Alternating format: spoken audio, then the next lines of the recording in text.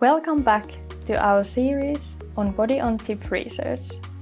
In this third episode, we are diving into the world of tissue development. Building tissue-like structures is central to our research, as one of our aims is to understand how different cells and tissues in our body interact with each other. Today, we have the privilege of speaking with 4 scientists who are going to tell us about what kind of tissue models they are working with and how different material choices might affect the tissue development. Can you please introduce yourself? My name is Lotta Kulmala and I'm a PhD student working on cardiac modeling. And I'm Janne Koivisto, a postdoctoral research fellow working on developing biomaterials for organ-on-chip applications. I'm Arjen Gebraat, a postdoctoral researcher in the adult stem cell group, and I develop models of bone tissue. And I'm Siiri Suominen, a PhD student in the heart group, where I worked with liver models. Can you tell me more about your model? My model is a 3D heart tissue model. Basically, we get the cells. These are stem cells that we get from the patients that we differentiate into cardiomyocytes. And then we combine the cells and the hydrogel, and we make a tissue that hangs from these 2 poles. When the cells contract, the tissue itself contracts. And this system is called engineered heart tissue. I'm developing the hydrogel, for example, for Lotta's model. So basically, it is a material that can be over 95% water, but still seem rather solid. And what they are used for is as 3D cell culture substrates. For example, in Lotta's model, where she needs something where her cells can grow in. My models include bone cells. Those are the osteoblasts that produce the collagens and the minerals that the bone is made out of.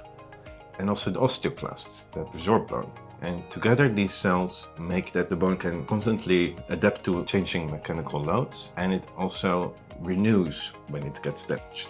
And my models also include endothelial cells and parasites, and they form small blood vessels in the model.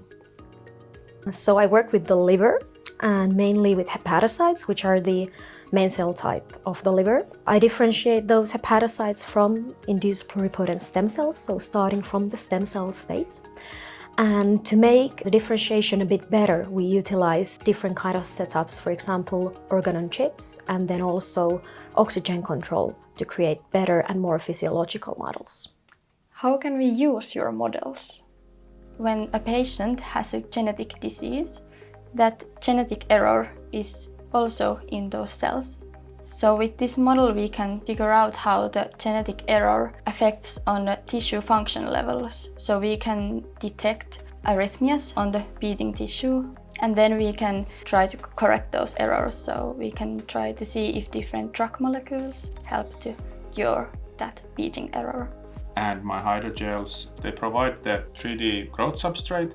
So for example, when you have beating cardiomyocytes, your growth substrate needs to be elastic so that it can move along with the cells, while, for example, with bone cells, you just need a very stiff and stable growth substrate. With our models, we want to study the events that take place when cancer spreads to other organs, in this case bone. For common cancers like prostate cancer and breast cancer, bone is actually the most common site of metastasis. With our models, we can actually introduce cancer cells inside the blood vessels and see when the cancer cells exit the blood vessel and enter the bone tissue. With this, we hope to understand what components of bone make it the preferred site of metastasis.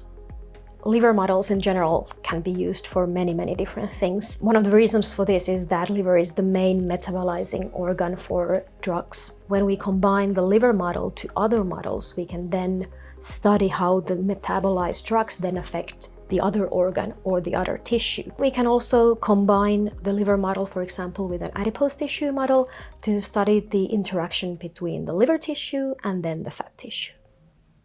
Thank you to our wonderful scientist yet again. Thank you. It's a pleasure. Thank you. Thank you for inviting us. I hope you learned something new today. In the next episode, we will focus more on the chips.